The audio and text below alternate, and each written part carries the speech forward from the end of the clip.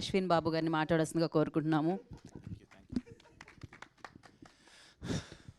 ముందుగా మీడియా మిత్రులకి అండ్ సినీ ప్రేక్షక దేవులకి అందరికీ చాలా చాలా పెద్ద థ్యాంక్స్ అండి. ఈ శివం భజ అనే మూవీ నా దగ్గరికి కాన్సెప్ట్ తీసుకొచ్చింది మహేశ్వర్ రెడ్డి గారు అండ్ అప్సర్ గారు. కాన్సెప్ట్ వినంగానే దేవుడిది ఒక థ్రిల్లరు, దీంతోపాటు ఒక డాగ్స్ కాన్సెప్ట్తో చేస్తున్నాము, ఎలా చేస్తారనుకున్నాను.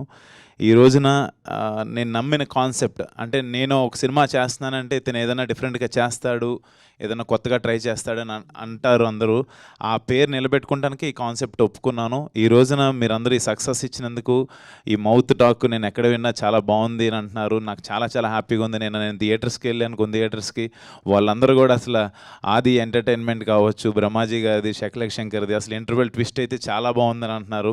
అండ్ లాస్ట్ శివయ్య ఇచ్చే ఎంట్రీ అయితే అసలు మైండ్ బ్లోయింగ్ అంటున్నారు. అందరికీ గూస్ బంప్స్ వచ్చినాయి అంటున్నారు. అది ఇవన్నీ ఏంటంటే నాకు ఎస్ మనం వెళ్తున్న రూట్ కరెక్టే అని చాలా హ్యాపీగా అనిపిస్తుంది. అండ్ ఇంత పెద్ద సక్సెస్ ఇచ్చినందుకు ముందు మీడియా మిత్రులకి అండ్ సినీ ప్రేక్షకులకి ఇంకొకసారి నేను చాలా చాలా పెద్ద థ్యాంక్స్ చెప్పుకుంటున్నాను.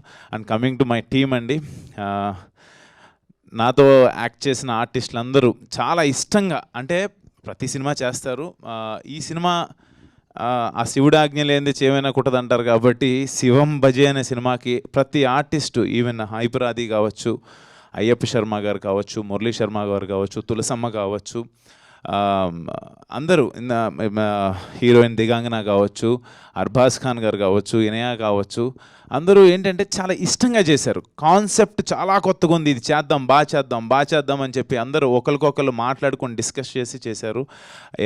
ఇవాళ ఇక్కడ అందరూ లేరు, అవైలబుల్ లేరు, షూట్స్లో ఉన్నారు.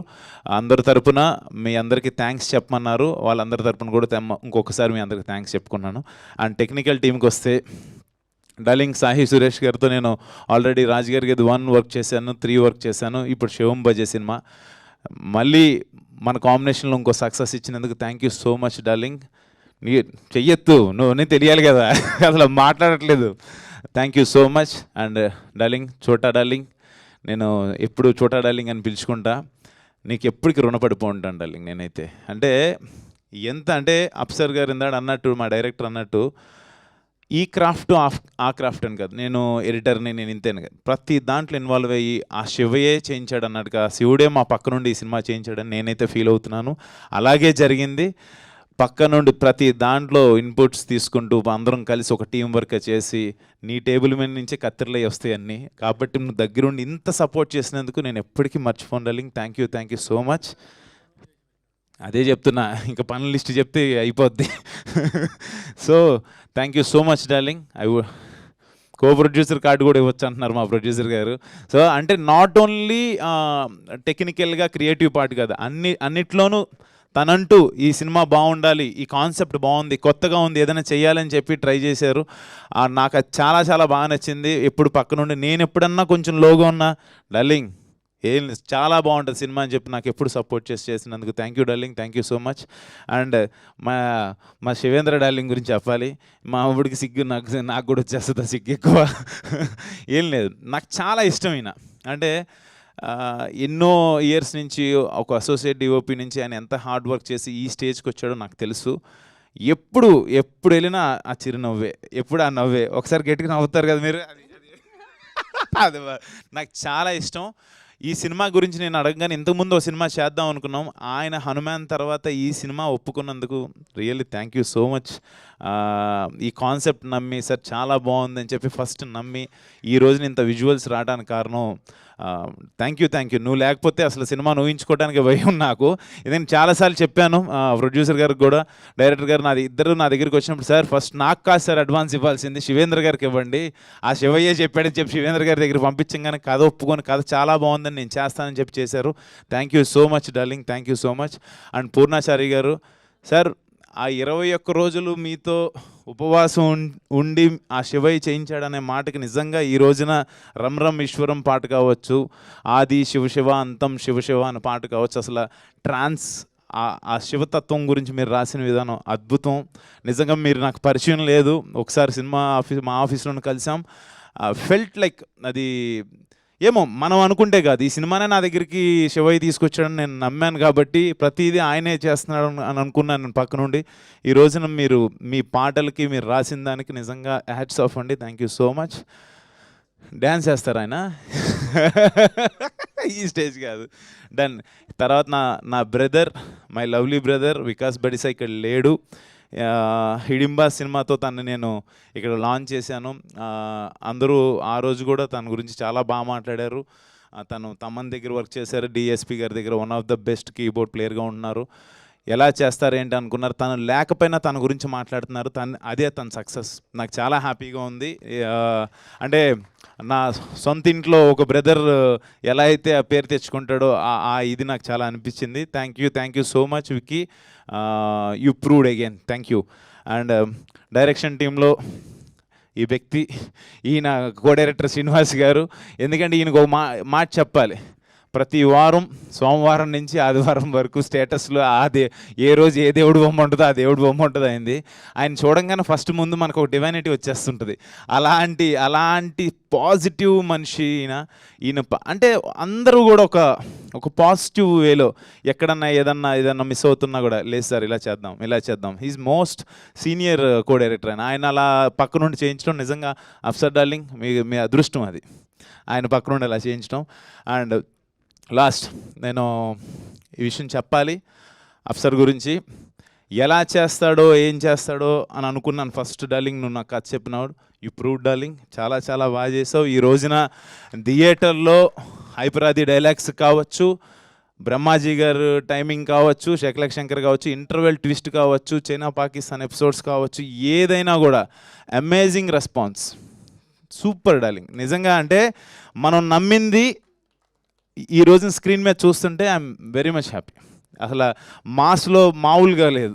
చాలా బాగుంది. నేను థియేటర్స్కి వెళ్ళినప్పుడు చాలా హ్యాపీ అనిపించింది. ఈ కొత్త కాన్సెప్ట్ నా దగ్గర తీసుకొచ్చినందుకు thank you so much darling. Thank you. ఇంతకుమించి నేను thank you. Hats up.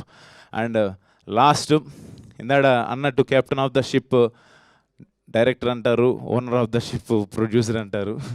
But నాకు ప్రొడ్యూసర్ అనేవాడు దేవుడితో సమానం. ప్రొడ్యూసర్ లేకపోతే ఎవరు లేరు.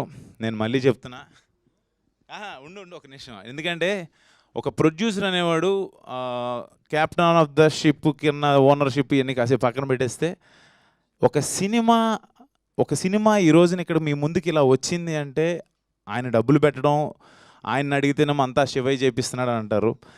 నిజంగానే అలాగే మా సినిమా ఓపెనింగ్ రోజున ఆఫీస్కి ఒక పాము రావటం, ఇవన్నీ ఏంటంటే నాకు చాలా అంటే శివుడు ఆజ్ఞలేని చీమైనా కుట్టదంటారు అనేది నాకు అక్కడి నుంచే మొదలైంది బీజిఎం యాక్చువల్గా. Reddy garu thank you so much. నాకు దేవుడితో సమానం నా ప్రొడ్యూసర్. నేను మళ్ళీ చెప్తున్నా, బ్రదర్ కాదు. Thank you so much sir. Thank you. ఎందుకంటే చెప్పాలి, నేను ఈయన పేరు మహేశ్వర్ రెడ్డి. నేను మొదట్లోనే చెప్పాను శివుడు నా దగ్గర పంపించాడని. ఆయన పేరుతోనే వచ్చినందుకు నేను ఇంతకించి ఏం చేసుకోగలను మీకు. Thank you so much. అంటే ఎన్ని సినిమాలు నేను చేసినా ఈ శివం భజ అనే మూవీ నా కెరియర్లో ఎప్పటికీ గుర్తుండిపోద్ది. బికాజ్ ఆ త్రిశూలం పట్టుకొని నేను కూర్చున్నా కూడా, శివలింగం ముందుకు నుంచున్నా, లేకపోతే ఏదున్నా కూడా ఆ శివుడు తత్వంలో ఉన్న ఆ ఎలిమెంట్స్ నేను పట్టుకుని ఉన్నానంటే, ఆ శివం భజ టైటిల్ నా ముందుందంటే that's only because of Maheshwar Reddy garu. Thank you so much sir. మనం మళ్ళీ ఇలాంటి మంచి కాన్సెప్ట్స్తోనే వస్తాం. డెఫినెట్గా ఎప్పుడు కొత్తదనాన్ని మన ప్రేక్షక దేవులు ఎప్పుడు మనల్ని ఎంకరేజ్ చేస్తారు. Thank you so much sir. Thank you once again. మా సినిమాని ఈ రోజున ఇంత సక్సెస్ చేసినందుకు మళ్ళీ థ్యాంక్స్ చెప్పుకుంటున్నాను. మీరందరూ మౌత్ టాక్తో ఇంకా పెద్ద సక్సెస్ చేయాలని చెప్పి మనస్ఫూర్తి కోరుకున్నాను. Thank you. గీతమ్మ సారీ నీ గురించి చెప్పలేదు. ఫస్ట్ డే వెళ్ళి నా సినిమా చూసి పేరెంట్స్తో వెళ్ళి చూసినందుకు ఇంకా హ్యాపీగా ఉంది. Thank you. Done fantastic job. Like చాలా సీక్వెన్సెస్ గురించి అంటే ఒక రోజే అయింది కాబట్టి నేను ఇంకా మెన్షన్ చేయలేదు. 2-3 days అయిన తర్వాత వస్తూ చెప్పచ్చు. మర్చిపోయా ఇంకొక మాట, లాస్ట్లో మాట. బ్రదర్స్, మీరు సినిమా చూసిన వాళ్ళు ఎవరన్నా ఉంటే స్పాయిలర్స్ వేసేస్తున్నారు. ప్లీజ్ అదొక్కటి చేయకండి. ఆయన ఎంతో కష్టపడి కథ రాసుకున్నాడు. ఈయన ఎంతో ఇష్టపడి శివయ్యే చేయమన్నారని చెప్పి ప్రొడ్యూస్ చేశారు.